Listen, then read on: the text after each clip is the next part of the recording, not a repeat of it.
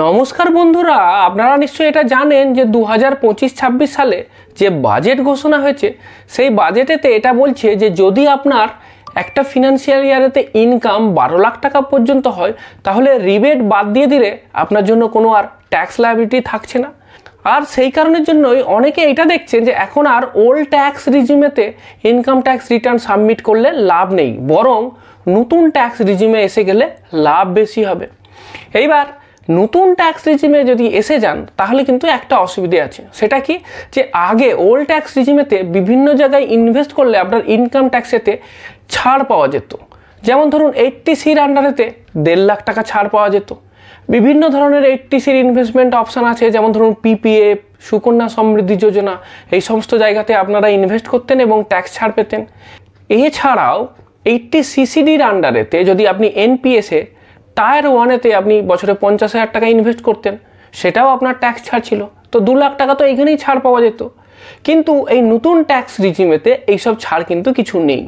তাহলে এইবার যদি আপনি ওল্ড ট্যাক্স রিজিম থেকে নিউ ট্যাক্স রিজিমে শিফট করেন তাহলে এই সমস্ত ইনভেস্টমেন্টগুলো যেমন ধরুন পিপিএফ, সুকন্যা সমৃদ্ধি যোজনা কিংবা এনপিএসের ইনভেস্টমেন্ট, এটা কি বন্ধ করে দেবেন?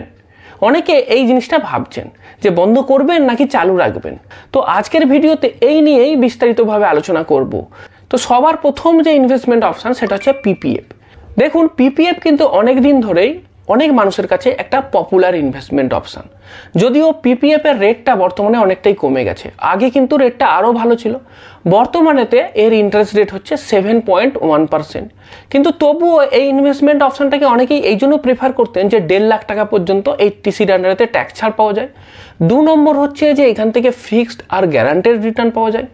আর 3 নম্বর যেটা সব থেকে ইম্পর্টেন্ট সেটা হচ্ছে যে এর এক্সেম্পট মডেল। এটা কি? এটা হচ্ছে যে এইখানে যখন আপনি টাকা জমা করছেন, এই যে বললাম যে 80Cর আন্ডারেতে 1.5 লাখ টাকা ছাড় পাচ্ছেন, তারপরে এইখান থেকে যে ইন্টারেস্ট পাওয়া যায় সেই ইন্টারেস্টটাও কিন্তু ট্যাক্স ফ্রি। আর 3 নম্বর, এই ইন্টারেস্ট আর আপনার প্রিন্সিপাল মিলিয়ে যে ম্যাচুরিটি অ্যামাউন্ট হলো সেটাও ট্যাক্স ফ্রি। তাহলে বলা যেতে পারে যে পিপিএফ থেকে যাই পাই না কেন, সেই 15 বছর ধরে আমি এখানে ইনভেস্ট করার পরে যে টাকাটা পেলাম সেই টাকাটা কিন্তু পুরোটাই ট্যাক্স ফ্রি। এইটা কিন্তু একটা খুব গুরুত্বপূর্ণ পয়েন্ট। দেখুন, যদি ধরুন অন্যান্য যেসব ফিক্সড রিটার্ন ইনস্ট্রুমেন্টগুলো আছে, যদি আমি ধরুন পিপিএফ ছেড়েই দিই, আপনি কোনো না কোনো ফিক্সড রিটার্ন ইনস্ট্রুমেন্টেতেও তো ইনভেস্ট করবেন, কারণ পুরো টাকাটা তো আর কেউ ইকুইটি বা রিস্ক যে প্রোডাক্টগুলোতে আছে সেখানে ইনভেস্ট করে না। কিছুটা ইকুইটি, কিছুটা ডেট প্রোডাক্টে ইনভেস্ট করতেই হয়। এবার ডেট প্রোডাক্টের মধ্যে কি আছে? ডেট মিউচুয়াল ফান্ড আছে, ফিক্সড ডিপোজিট আছে, তাছাড়া এনএসসি আছে। তো যেখানেই ইনভেস্ট করুন না কেন সেগুলোতে কিন্তু প্রতিটাতেই এর যে ইন্টারেস্ট ইনকাম সেটা ট্যাক্সেবল। পিপিএফ কিন্তু ট্যাক্সেবল নয়। তাহলে কি হচ্ছে যে এই জায়গাতে যাই ইন্টারেস্ট পাবো সেটা পুরোটা ট্যাক্স ফ্রি হয়ে যাবে। তাহলে কিন্তু আমার আসলে এফেক্টিভ ইন্টারেস্ট রেট বেড়ে যাচ্ছে। কারণ যদি আমার ইনকামটা একটু বেশির দিকে হয় এবং যদি আমি ট্যাক্স স্ল্যাবের আন্ডারে পড়ে যাই তাহলে কিন্তু আসলে দেখা যাবে আমার এই অ্যাকচুয়াল যে ইন্টারেস্ট সেই ইন্টারেস্টটা কিন্তু আমি যেটা দেখছি তার থেকে বেশি। কেন বেশি? আমি বললামই যে ট্যাক্স কম্পোনেন্ট যেটা আছে সেটাকেও তো আমাকে ধরতে হবে। এইবার সেই ট্যাক্স কম্পোনেন্টটাকে যদি আমি এর মধ্যে ইনক্লুড করি তাহলে এফেক্টিভ ইন্টারেস্ট রেট কেমন আসবে জানেন? যদি আপনি 10% ট্যাক্স স্ল্যাবের আওতায় পড়েন তাহলে পিপিএফ থেকে এফেক্টিভলি আপনি 7.89% ইন্টারেস্ট পাচ্ছেন। যদি আপনি 20% ট্যাক্স স্ল্যাবে থাকেন তাহলে পিপিএফ থেকে আপনি 8.8% এফেক্টিভ ইন্টারেস্ট পাচ্ছেন। আর যদি আপনি 30% ট্যাক্স স্ল্যাবে থাকেন তাহলে কিন্তু পিপিএফ থেকে আসলে আপনি 10.14% এফেক্টিভ ইন্টারেস্ট পাচ্ছেন। এইবার ভাবুন যদি আপনার ইনকাম একটু বেশির দিকে হয়, একে তো গভর্নমেন্ট ব্যাক স্কিম, তারপরে কোনো রিস্ক নেই, ইন্টারেস্টও রিস্ক ফ্রিভাবে যদি আপনি 10%-এর কাছাকাছি ইন্টারেস্ট পান, সেটা খারাপ কোথায়? তো সেই কারণের জন্যই কিন্তু যাদের ইনকাম বেশির দিকে তাদের জন্য তো এটা বেস্ট অপশান। যদি আপনার ইনকাম কমের দিকেও হয় তাহলেও বলবো ফিক্সড রিটার্ন ইনস্ট্রুমেন্টের মধ্যে আর কোথাও তো এত ভালো রেট পাচ্ছেন না, তাহলে পিপিএফটাকে কন্টিনিউ করা যেতেই পারে। এইবার দেখা যাক যে পিপিএফ থেকে কীরকম টাকা পাওয়া যাবে। দেখুন, যদি আপনি পিপিএফ এতে না প্রতি মাসেতে 12,500 টাকা করে ইনভেস্ট করেন, মানে যেটা কিনা আপনার 80Cর আন্ডারে 1.5 লাখ টাকা ছাড় ছিল, তো সেই কারণের জন্যই মানুষ 12.5 করে ইনভেস্ট করতো না, যে 12.5 × 12 মানে 1.5 লাখ টাকা, সেটা ভাগ হয়ে গেল। তো এইটা যদি আপনি কন্টিনিউ করে যান, মানে 12,500 করে যদি আপনি কন্টিনিউ করে যান, এবং বর্তমানে যে পিপিএফ এর ইন্টারেস্টটা আছে 7.1%, এই হিসাবে যদি ক্যালকুলেশন করি, তাহলে এই 15 বছর পরে পিপিএফ থেকে আপনি রিস্ক ফ্রি ওয়েতে কোনো ট্যাক্স ছাড়াই 39,44,599 টাকা পেতে পারবেন।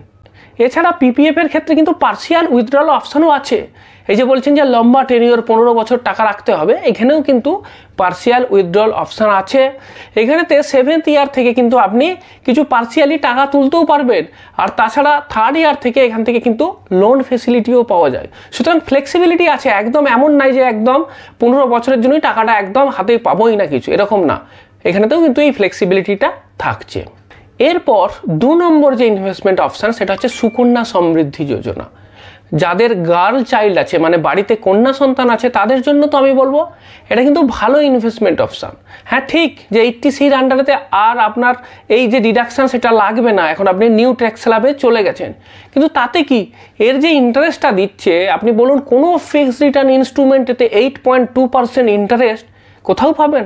ব্যাংকের এফডি, এনএসসি, পোস্ট অফিস, চারদিক ঘুরে আসুন, কোথাতেও পাবেন না। এটা তো 1 নম্বর অ্যাডভান্টেজ। 2 নম্বর অ্যাডভান্টেজ যেটা বলছিলাম, যে এখান থেকে যে ইন্টারেস্টটা পাবেন, সেই ইন্টারেস্টটাও ট্যাক্স ফ্রি, এটা কোথাও নেই। বিশেষ করে যাদের ইনকামটা একটু বেশির দিকে, তাদের জন্য তো এইটা কন্টিনিউ করে যাওয়াই বুদ্ধিমানের কাজ, কারণ এত ভালো সুযোগ কিন্তু অন্য কোথাও পাওয়া যাবে না। তাছাড়া এইখানেতে ইনভেস্ট করলে কিন্তু একটা ডিসিপ্লিন থাকবে, কারণ আপনি তো টাকা তুলতে পারবেন না যতদিন না পর্যন্ত আপনার কন্যা সন্তানের বয়স 18 বছর হচ্ছে, ততদিন পর্যন্ত টাকা তুলতে পারছেন না। সুতরাং কন্টিনিউসলি টাকা ইনভেস্ট করা থাকবে, এবং ধীরে ধীরে টাকাটা বাড়বে, এবং 18 বছর পরে সেটা মেয়ের বিয়ে দেওয়ার জন্যই হোক বা উচ্চশিক্ষার জন্যই হোক, যখন একটা বেশি টাকার দরকার হবে, তখন কিন্তু এই টাকাটা আপনার একটা বড় সহায় হবে। সুতরাং এই স্কিমটাকেও কিন্তু বন্ধ করে দেওয়ার কোনো মানেই হয় না। আর যেটা বলছিলাম, যে দেখতে 8.2% হলেও যদি আপনি এর ট্যাক্স যে অ্যাডভান্টেজ সেটাকে যদি ক্যালকুলেট করেন, তাহলে এফেক্টিভ ইন্টারেস্ট রেট কিন্তু এর ক্ষেত্রেও বেড়ে যাবে। সেটা কত আসছে চলুন আপনাকে আমি লিস্টে শো করছি। যদি আপনি 10% ট্যাক্স স্ল্যাবে থাকেন, তাহলে এই 8.2% আসলে 9.11%-এর ইকুইভ্যালেন্ট। যদি আপনি 20% ট্যাক্স স্ল্যাবের আওতায় থাকেন, তাহলে কিন্তু এই 8.2% যে ইন্টারেস্ট, সেটা আসলে 10.25-এর সমান। আর যদি আপনি 30% ট্যাক্স স্ল্যাবে থাকেন, তাহলে আপনি এফেক্টিভলি আসলে 11.71% ইন্টারেস্ট পাচ্ছেন। রিস্ক ফ্রি ওয়েতে গভর্নমেন্ট ব্যাক স্কিমেতে এত ভালো ইন্টারেস্ট কোথাও পাওয়া যাবে না। সুতরাং যদি আপনি আপনার ওই সুকন্যা সমৃদ্ধি যোজনা স্কিমটাকে চালিয়ে যান, এবং আগে যেমনভাবে ইনভেস্ট করতেন, মানে মাসে 12,500 করে ইনভেস্ট করতেন, সেটা যদি কন্টিনিউ করেন, তাহলে 21 বছর পরে ম্যাচুরিটি পিরিয়ডেতে আপনি পাবেন কত? আপনি পাবেন 69,32,648 টাকা। আপনি আসলে ইনভেস্ট করেছিলেন কত? 22,50,000, আর পাচ্ছেন প্রায় তার 3 গুণের কাছাকাছি। এইবার অনেকেই হয়তো ভাবছেন যে মিউচুয়াল ফান্ডে তো এর থেকে অনেক বেশি টাকা পাওয়া যেত। তো আমি এক্ষেত্রে বলবো যে মিউচুয়াল ফান্ডের আমি একজন বড় সমর্থক, কিন্তু তবুও বলবো যে মিউচুয়াল ফান্ডের সাথে কখনোই এটা তুলনা করবেন না। মিউচুয়াল ফান্ড হচ্ছে মার্কেট লিঙ্ক প্রোডাক্ট, আর এইটা হচ্ছে সেফ, সিকিউরড এবং একদম ফিক্সড রিটার্ন প্রোডাক্ট। তো দুটোর তুলনা হয় না। আর তাছাড়া যখন আপনি ইনভেস্ট করবেন, সবসময়ই তো একটা পোর্টফোলিও বানাবেন। সব টাকাই কি মিউচুয়াল ফান্ডে রাখবেন? কিছু টাকা মিউচুয়াল ফান্ডে রাখবেন, কিছু টাকা ফিক্সড রিটার্নে রাখবেন। তো যেগুলো ফিক্সড রিটার্নে রাখবেন, সেই টাকাটা এইখানে রাখবেন। মিউচুয়াল ফান্ডের মতো থাকবে, সেখানেও ইনভেস্ট করবেন। দুটোতে মিলিয়েই ইনভেস্ট করবেন। এরপর 3 নম্বর যে ইনভেস্টমেন্ট অপশান, সেটা হচ্ছে এনপিএস বা ন্যাশনাল পেনশন সিস্টেম। আমি তো বলবো যে রিটায়ারমেন্ট কর্পাস ক্রিয়েট করার জন্য কিন্তু এটা একটা ভালো ইনভেস্টমেন্ট অপশান, বিশেষ করে যদি আপনি প্রাইভেট জব করেন বা আপনার যদি কোনো পেনশন না থাকে, তাহলে তো এটা বেস্ট অপশান। ওয়ার্কিং লাইফেতে অল্প অল্প করে টাকা যদি এখানে সঞ্চয় করেন, তাহলে কিন্তু পরে আপনি অনেক টাকা পেতে পারবেন। আর সবথেকে বড় কথা, যে রিটায়ারমেন্ট কর্পাসটা তৈরি হবে, তার 60% কিন্তু এখানেতেও ট্যাক্স ফ্রি। সুতরাং এটাও পার্সিয়ালি ট্যাক্স ফ্রি। 60% আপনি যেটা লামসাম তুলে নেবেন, সেটার জন্য আপনাকে কোনো ট্যাক্স দিতে হবে না। বর্তমান পর্যন্ত এই রুলটাই আছে, পরে কি হবে জানি না। এখনো পর্যন্ত কিন্তু কোনো 60% যে ইনভেস্টমেন্ট যেটা তুলে নিচ্ছেন, তার জন্য কোনো ট্যাক্স দিতে হচ্ছে না। বাকি যে টাকাটা থাকছে, সেটা দিয়ে অ্যানুইটি কিনতে হবে, এবং সেইখান থেকে কিন্তু আপনার কন্টিনিউয়াসলি প্রতি মাসে মাসে পেনশনও আসবে। আর তাছাড়া এই টাকাটা কিন্তু বিভিন্ন জায়গায় ইনভেস্ট হয়, বিভিন্ন অ্যাসেট ক্লাসে ইনভেস্ট হয়, কিছুটা ইকুইটিতে, কিছুটা ডেটেতে, কিছুটা গভর্নমেন্ট বন্ডেতে, একটা ব্যালেন্স জায়গাতে ইনভেস্ট হয় এবং এখান থেকে মোটামুটি 9 থেকে 10% আপনি রিটার্নও এক্সপেক্ট করতে পারেন। খুব সাইন্টিফিক ওয়েতে ইনভেস্ট হয়, পিএফ আর ডিএ দ্বারা পরিচালিত, সুতরাং গভর্নমেন্টের এখানে ইনভলভমেন্ট থাকছে, সুতরাং কোনো ভুলভাল কিছু হয়ে যাওয়ারও সম্ভাবনা নেই। এইবার মনে করুন এনপিএস এতে কীরকম টাকা পাওয়া যাবে, অনেকে হয়তো এটা জানতে চাইছেন। দেখুন এনপিএসে কিন্তু সময় থাকতে যদি ইনভেস্ট করেন না, তাহলে কিন্তু ভালো বিরাট একটা রিটায়ারমেন্ট কর্পাস ক্রিয়েট করা যাবে। ধরুন চাকরির দিকে শুরুতেই মানে 30 বছরেতেই আপনি স্টার্ট করে দিলেন এনপিএসে ইনভেস্টমেন্ট, প্রতি মাসে মাসে 4000 টাকা করেও ইনভেস্ট করেন এবং আমি যদি ধরে নিই যে এখান থেকে 9%-এর মতো রিটার্ন এসেছে, তাহলেই দেখতে পাবেন আপনার ম্যাচুরিটি অ্যামাউন্ট এসে যাচ্ছে 73,77,000 টাকা। তার মধ্যে আপনার ইনভেস্টমেন্ট মাত্র ছিল 14,40,000 আর আপনার ইন্টারেস্টই এসছে প্রায় 60 লাখ টাকার কাছাকাছি।